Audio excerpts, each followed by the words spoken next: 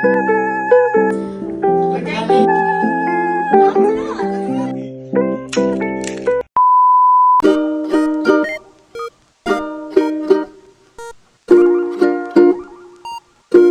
Everyone, আশা করি তোমরা সবাই খুব ভালো আছো। তো আজকের ব্লগে তোমাদের সাথে শেয়ার করবো বিদায় পর্বটা। তো ফার্স্টেই বদ দিয়ে আশীর্বাদ করছে। আমি যতটুকু ভিডিও ক্লিপ নিতে পেরেছি ততটুকুই তোমাদের সাথে শেয়ার করছি। কয়েকটা ভিডিও ক্লিপ আমি নিতেও পারিনি, কারণ আমি সে সময় নিজেই ভ্যাভা করে কাঁদছি। আমি আগে দিয়েই সবাইকে বলে রেখেছিলাম যে কেউ কিন্তু কাঁদবে না, আর যখন ও যাবে তখন ওরা সবাই মিলে গাড়িওয়ালা আয়া ঘর সে কচরা নিকাল গানটা গাইবো। গানটা গেয়েছি অবশ্যই, কিন্তু যেই সময়গুলোতে আমার ভিডিও ক্লিপ নেওয়া দরকার সেই সময় আমি ভ্যাবা করে অলরেডি কেঁদে আছি। তো লাস্টে যেটুকু পেরেছি ওইটুকুই তোমাদের সাথে শেয়ার করছি। সিঁদুরদানের সময় থেকে ওর মন খারাপ শুরু হয়েছে। ও মানে মাথাটা কিছুতেই তুলে ফটো তুলছে না, মানে ওর এতটাই মন খারাপ। সবাই বলছে আর একটু মুখটা হাস, এই কর সেই কর। যাই হোক, জেম্মা যেহেতু নেই তাই জেম্মার জায়গায় কনকাঞ্জলি কাকিমা নেওয়ার কথা ছিল, কিন্তু পরে বদ্দিই নিয়েছিল। ভিডিও লাস্টে দেখতে পারবে যে ওর সাথে একটা স্ক্যাম হয়ে গেছে। এটা ইচ্ছা করে করা হয়নি, এমনই একটা স্ক্যাম হচ্ছে যে ও ভ্যাবা করে কাঁদতে শুরু করে দিয়েছে। আর স্ক্যামটা কি তার একটু কিছুটা ক্লুবার তোমাদের সাথে শেয়ার করে রাখি। আসলে দাদা ভাই আর বদ্দি ভাইয়ের যাওয়ার কথা ছিল ওদের বাড়িতে, মানে ওদেরকে ছেড়ে দিয়ে আসতে হবে, এরকম তো একজনকে যেতে হয়, তো ওদের যাওয়ার কথা ছিল। এবার কেন যেতে পারিনি তার জন্য তো তোমাদেরকে ভিডিওটা কন্টিনিউ করে দেখতে হবে।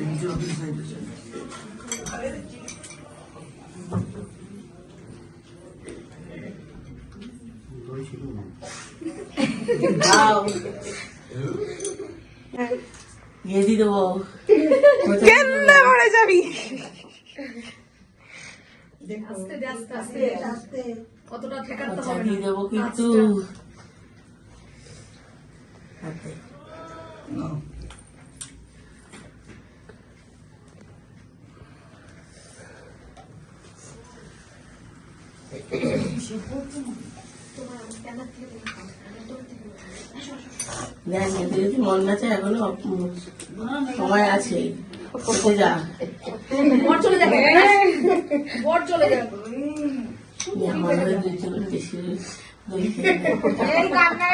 মেকআপ নষ্ট হয়ে যাবে, কাঁদবি না। লক্ষ্মীটা করে আছে তোর মা লক্ষ্মী, তোর সাথে আর বিরাতে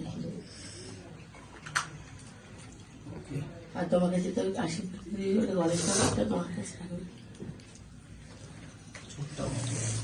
নমস্কার কর দিদিকে।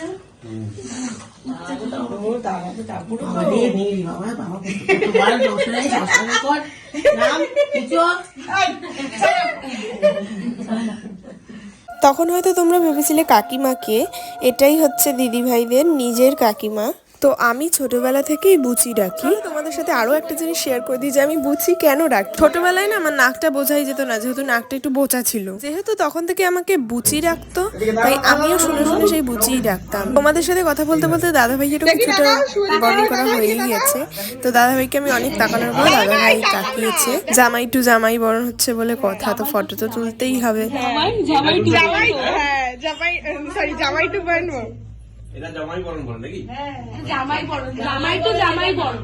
না বলছি আমি, এটা জামাই টু জামাই বরণ। দুইজনে একসাথে বলি এখন দাও। বলিনি।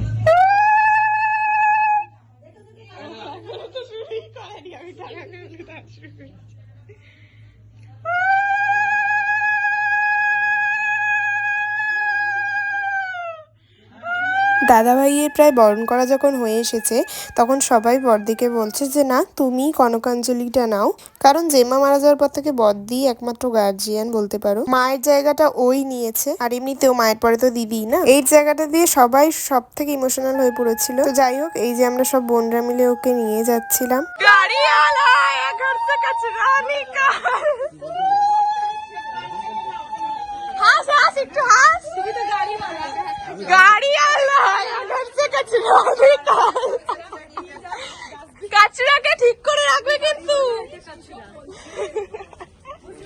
কিন্তু কিছুটা দূরে যাওয়ার পরে সবাই বদ্দি ভাইকে বলো তুমি তো কনকাঞ্জলি নিয়েছো, তুমি তো যেতে পারবে না। এবার সেজন্য আর যায়নি, ওর জন্য দাদা ভাই একাই গেছিল। এই কথাটা আমরা কয়েকজনই জানতাম, তো ও জানতো না। এবার ওকে যখন দাদা ভাই বললো ঠিক রিয়াকশনটাও দিয়েছে, দেখো পুরো ভ্যা ভ্যা করে কেঁদে ফেলেছে। এমনিতেই সিঁদুরদান থেকে বেচারা কেঁদে যাচ্ছে আর তারপরে শুনেছে যে ও যাবে না। যে কনকাঞ্জলি নেয় সে তো এরকম দেখতে পারে না, তো সেজন্য ও গেল না। যাই হোক আরো মনটাও খারাপ হয়ে গেল। সবকিছু শেষ হয়ে আমরা চলে এসেছি স্নান করে। এখন আমাদের হাতে দুপুরবেলা খাওয়া, আমার চুলটা সবসময় অবধি থাকে।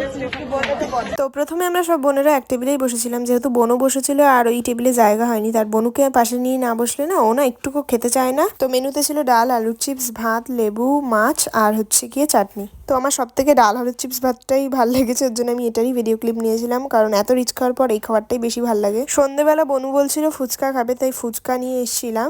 তো এই ফুচকার আলু এখন ভরছি, আর ও দোকান থেকেই খেয়ে এসছে, কারণ ও বাড়িতে এসে যে খাবে ওই ওয়েটটাও আর করতে পারবে না, সেজন্য ও বাইরে দিয়ে খেয়ে এসছে আর আমরা ঘরে নিয়ে এসেছিলাম। তারপর ও আমাকে বলছে কি যে আমি একটা ফুচকা খাবো, এরকম একটা ভিডিও করে দে তো, একটু তোর ভিডিওতে ছাড়বি। আমাকে আবার বলছে, আমি বললাম ঠিক আছে খা একটা ফুচকা। আর আমি ফুচকা খুব ঝাল দিয়ে খেতে ভালোবাসি, যেহেতু দিদি আর বাবা খাবে বলে আমি ফুচকাটা একদম মিডিয়াম নিয়ে এসেছি, মানে বলতে গেলে একদমই ঝাল নেই। আমি ফুচকায় ঝাল খেতে ভালোবাসি ঠিকই, কিন্তু ঠিক ঝাল খাওয়ার কিছুক্ষণ বাদে আমি মানে পাগল পাগল করতে থাকি। আমাকে সবাই না করে যে এত ঝাল দিয়ে খেতে না, তাও আমি খাই, মানে এটা আমার একটা হ্যাবিটসে দাঁড়িয়ে গেছে। আর আমার ফুচকাটা সত্যিই ভালো লাগে খুব ঝাল দিয়ে খেতে। দেন আমি এডিট করতে বসেছিলাম, কিন্তু এত ল্যাদ লাগছিল আর এত টায়ার্ড ছিলাম যে আমি কিছুক্ষণের জন্য ঘুমিয়ে পড়েছি। ঘুম থেকে উঠে রাতে খাওয়ার জন্য ডাকছে এমন সময় উঠেছি। তো কাকু আমাদের সার্ভ করে দিচ্ছিল। তো রাত্রে মেনুতে ছিল জাস্ট ভাত, ডাল আর ডিমের ঝোল। কদিন এতটা রিচ খাওয়া হচ্ছে বলে জাস্ট প্লেন রান্না হয়েছিল। দুপুরবেলাও আমার টেবিলে জায়গা হয়নি, আর রাত্রেবেলাও সেম, আমি অন্য টেবিলেই বসেছি। অনেকজন মিলে বসেছিল, আর আমি যদি সেই জায়গাটায় বসতাম খাবারটা দিতে অসুবিধা হতো, তাই আমি অন্য জায়গায় বসেছিলাম। আর এদিকে মিনি খাচ্ছিল না, ওর জন্য মিনিকে খাওয়ানোর জন্য আমরা অনেক রকম অ্যাক্টিভিটিস করছিলাম, আর তার সাথে সাথে ওকে একটুখানি অ্যাপ্রিসিয়েটও করছিলাম খাওয়ানোর জন্য। আগে যখন ও আরো ছোট ছিল তখন ওকে এক গ্রাস মুখে দিয়ে সবার খাওয়া হয়ে যেত, তাও চিবিয়ে যেত, প্রায় 1 ঘন্টা ওটা চলতো। ভাই আর বোন এখানে যত সব ইললজিক্যাল কথা বলছে। তো আমাদের খাওয়া হয়েই গেছে, তো আজকের ব্লগটা এখানেই এন্ড করছি। ভালো লাগলে লাইক শেয়ার কমেন্ট করতে ভুলবেন না, আর যারা আমার চ্যানেলে নতুন অবশ্যই সাবস্ক্রাইব করে দিও। দেখা হচ্ছে নেক্সট কোনো বিয়ের ব্লগে। So tata.